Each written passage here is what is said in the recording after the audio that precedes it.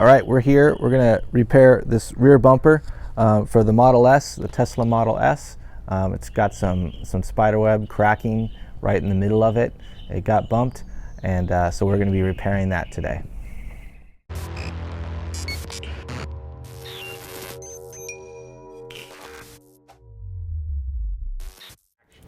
So this is the area we're going to be repairing. As you can see, the damage, some spider webbing and some cracking. So we're going to paint from this line down. I'm going to be back taping along this line right here. So there's more taping to be done. And then we're going to, from this line down, we're also going to tape all that off so that we're repairing this section right here. So, and then we'll be taping that access okay off. So here we go. All right, so following the line that separates the bumper from the panel, we're going to be taping off so that we're only getting the paint right where we want it, which is on the bumper. And you want to be really careful that the tape is not touching the bumper at all, but just covering completely the panel above it.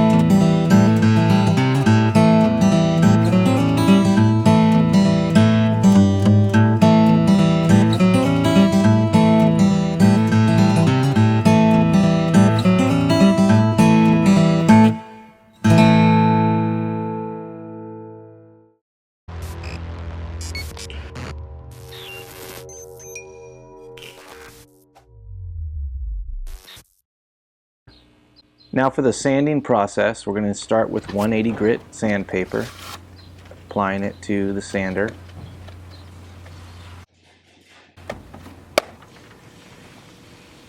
When we sand, we're going to keep it as flat as possible on the bumper. So starting right over the scratches, the damaged area, we're going to slowly feather out from there, making sure there's no deep ridges. And the goal with 180 grit is to remove the scratches from the bumper. This one does not need fill repair. So once we're done with the 180 grit, we're going to move to the 320 grit sandpaper. All right, so here we are with the 320 grit sandpaper.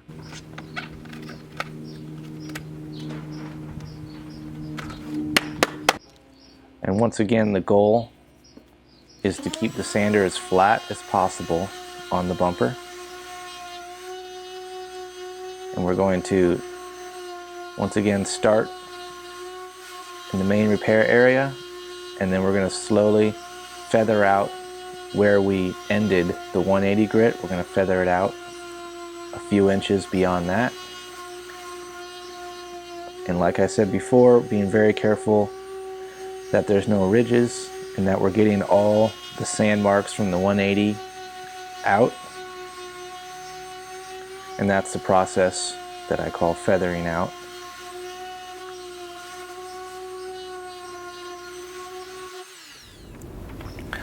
So I 180'd it and then I 320'd it. 180 sandpaper grit, 320 grit.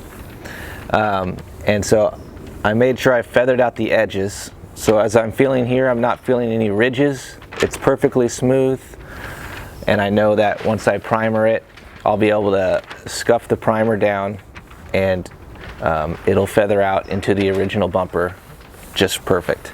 I didn't go above this line because it makes it nice and simple, and you do want to be careful. Like if there was damage up here, obviously I get it, but I wouldn't just sand over this edge like this, or else I could destroy the edge, and that'd be very difficult to remake. So you want to be careful. You want to keep the sandpaper or the sander as flat as possible.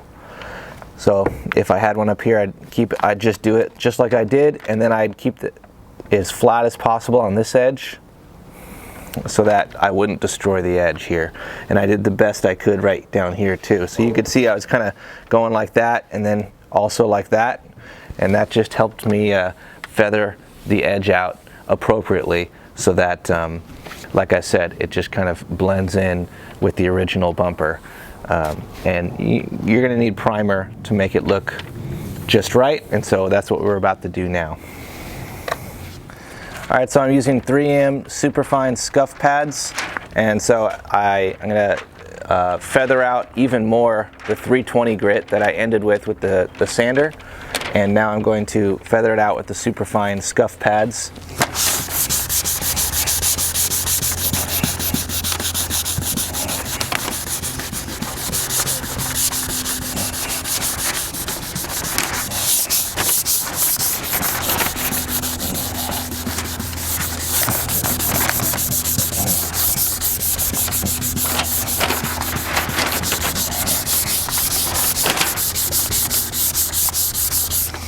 So you might be able to tell that the pattern I'm using is kind of like an X pattern when possible, and that really helps it feather out appropriately when you use that pattern. Instead of just going straight, you kind of go back and forth. So kind of going up and then down,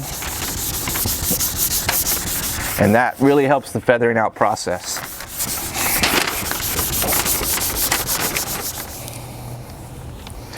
Okay, so now that I superfined it, I could prime over that, and the primer that I'm going to use will cover up all the scratches so they don't come through after the primer.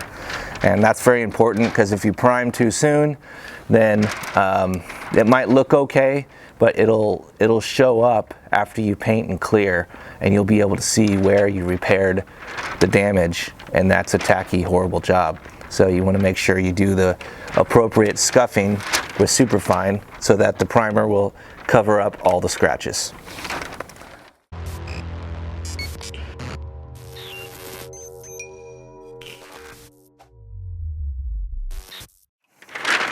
Okay, I'm going to prime the area, but before I do, I'm going to kind of back tape paper off right around here so that I only get the primer where I want. And a lot of that is just about less hassle and less scuffing for me afterwards, and it saves product also.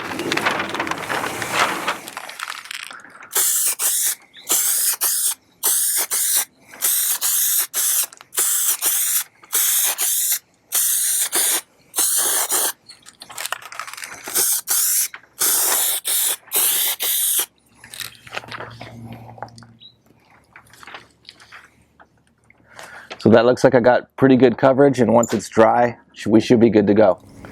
So our primer is dry enough now.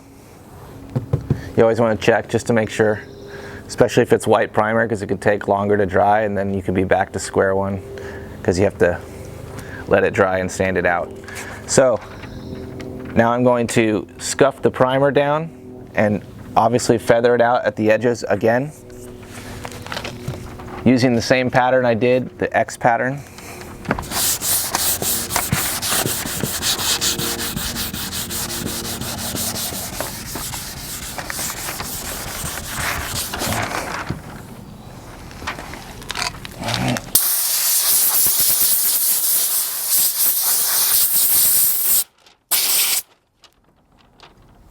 All right, so this is Prep All, so it's kind of a wax and grease remover. So I'm going to go over the whole bumper with this to make sure it's nice and clean.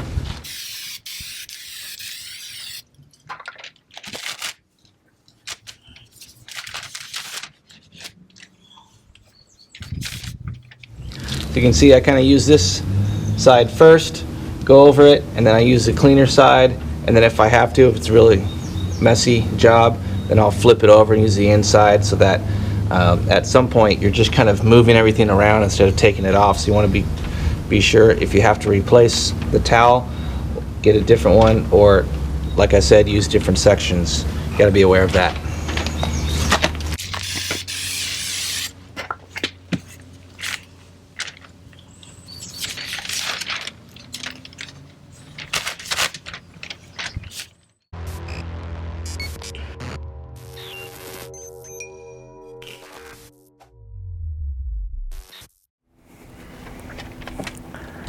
This is a driver's door, and here is the paint code. See, it says PNT. Obviously this is a Tesla, and this is where the Tesla paint code is. So PBSB is the paint code, and I'll show you how we look it up. Okay, so first I go to Color Mobile,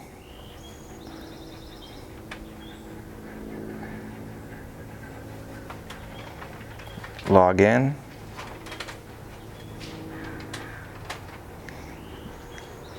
scroll up, accept, and then here's where the paint code goes. This might be difficult.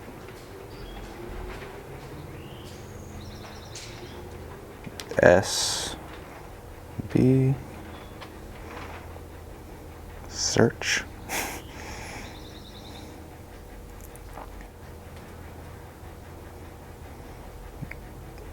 There it is. And then the paint system that I use is EnviroBase HP. There's only one variant, Prime.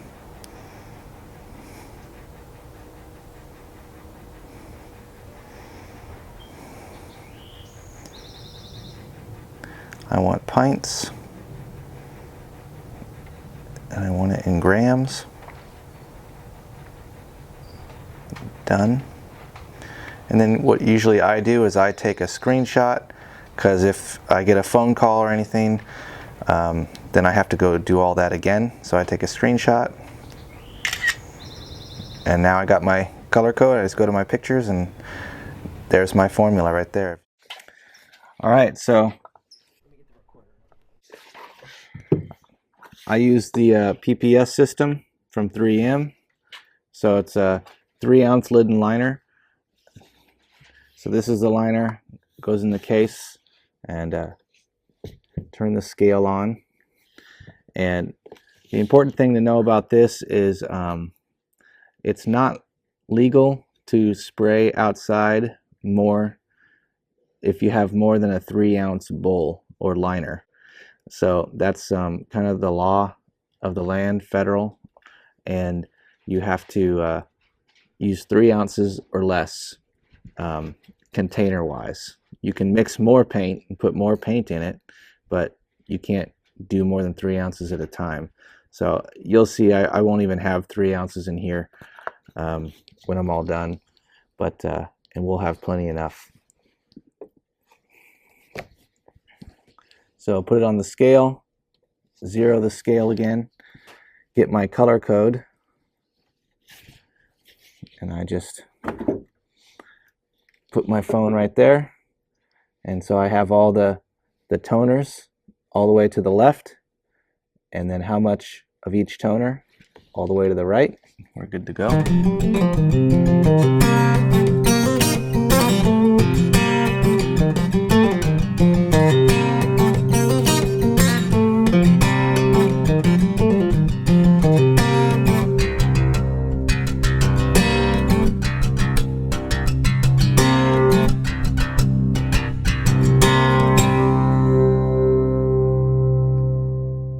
So this is my reducer for EnviroBase paints.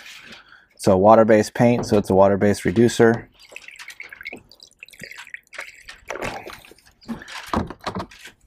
At some point in time I knew the ratio that was supposed to be, but now I just eyeball it. I think it's about, I don't know, probably like 5 to 1. reduce it. 5 paint, 1 reducer. So you want to mix it in real good. Some colors are more difficult to mix and some are easy. This one's, you know, a black car. It's very easy.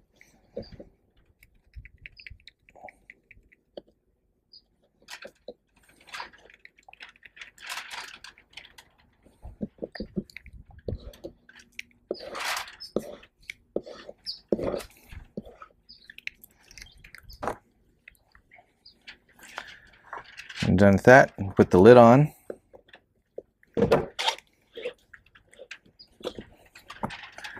Then there's a lid on top of that.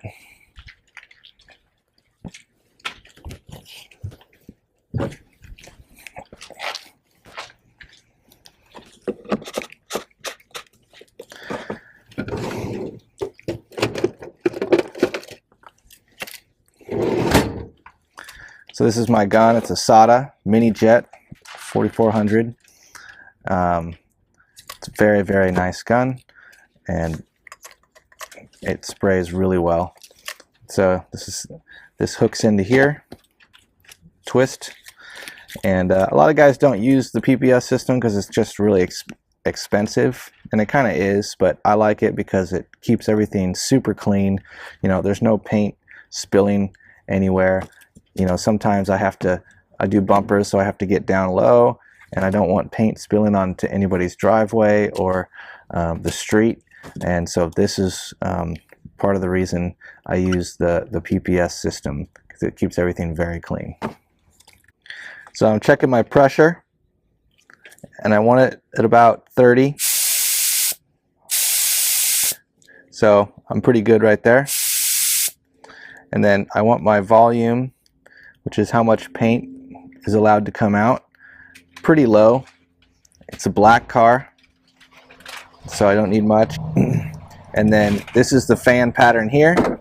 I have it basically all the way forward. Whenever you're painting with water base, unless it's a black car directly in the sun, which is really not preferable anyway, because it can get too hot unless it's a cold day. So you want to use a heat gun to help the drying process. And you'll see how the water-based paint goes on. It could look a little bit blue when it first goes on, but once it dries, it'll dry to the correct color.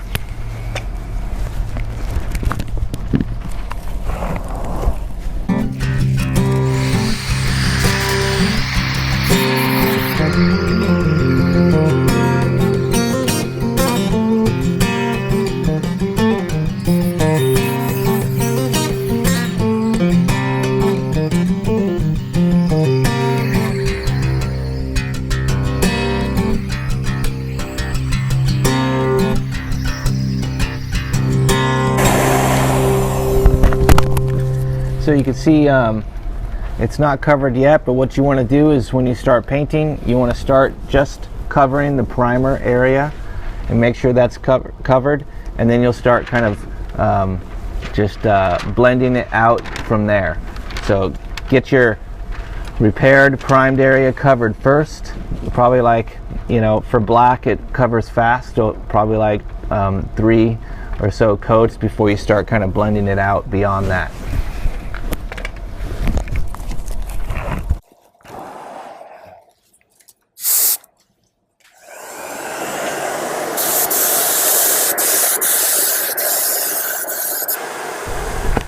All right, it's looking pretty good. Looks like we got the appropriate paint coverage, and let it dry for a little bit. We'll tack it off again, and then we'll be ready to clear.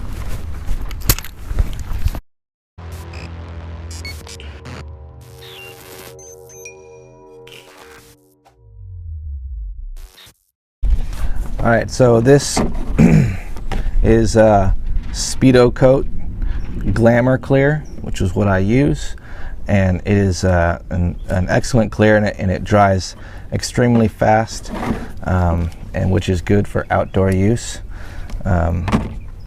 It mixes at a 3-to-1 ratio. So I got my cup here. I'm going to mix it 3-to-1.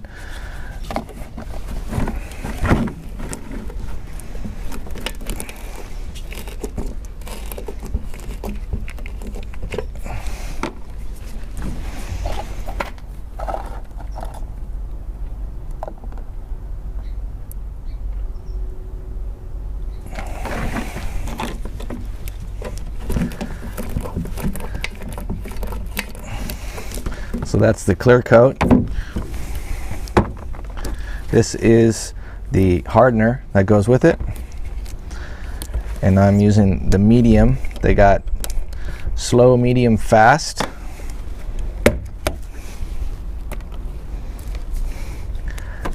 So I use the medium for winter, winter in SoCal, 65, 70 degrees. So, and then usually in the summer, I use the slow.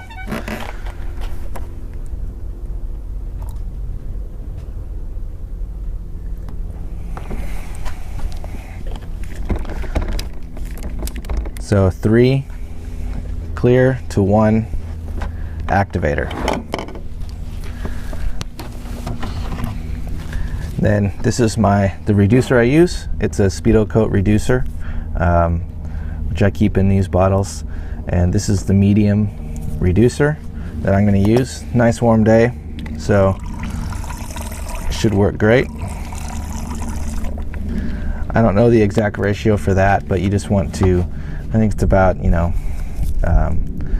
to 1 to 1 for SPEEDO reducer also. So I mix that up a little bit.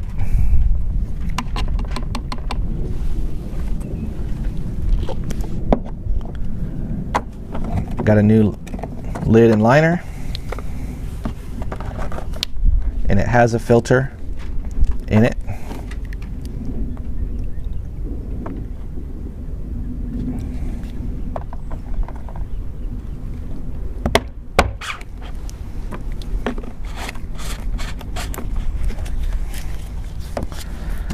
And I meticulously cleaned my gun and sprayed thinner through it. So as you can see, it's very clean and ready for the clear coat. And my settings will be just about the same. It'll definitely be the same, about 30, 25 to 30. Pressure, very low volume, fan pattern all the way, and we're good to go.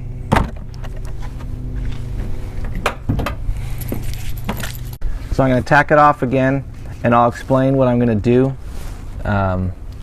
before I start, because when you're doing clear coat, it's a timing thing, so you need to make sure you're doing it smoothly all at once, getting the perfect amount of coverage, and so I won't have time to explain once I start.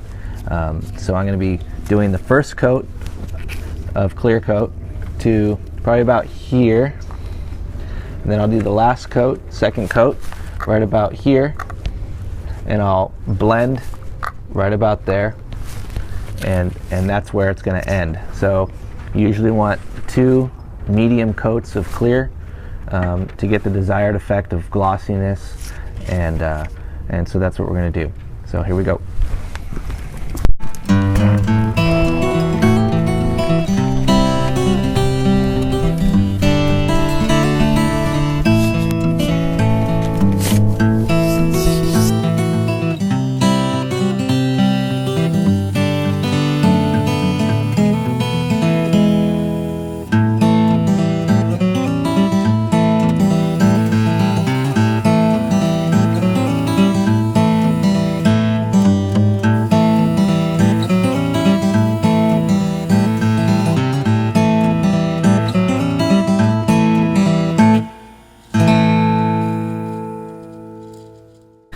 All right, so I blended to about, ended about here, and so I'm going to blend, we call it burning the edge.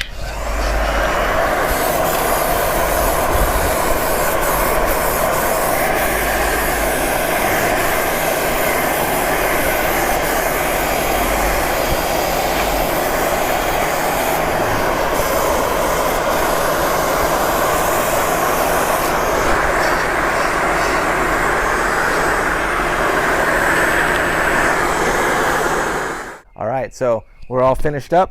I took all the paper and the tape off, and you want to do that right away so it doesn't dry, and the tape can peel away the clear coat if you wait too long. So you want to do that fairly soon, in just a few minutes after you're done. but it'll be dry to the touch probably in 30 to 40 minutes. And for it to be dried all the way through, I tell my customers to wait 2 days before they wash it or anything like that, just to be safe. You know, and it's definitely, you know, in general, not a good to power wash a car too soon after you paint it also, because that could be way too aggressive. But once it's dry in a couple days, it's good to go. I always tell all my customers that I guarantee my work for as long as you own the car. Thank you for watching. If you made it through all that, you're probably interested in either training or having a scratch repaired on your car. Click the link below. It goes to my website with all my contact info. There's more videos to come, so please subscribe and feel free to leave a comment below. Thanks again.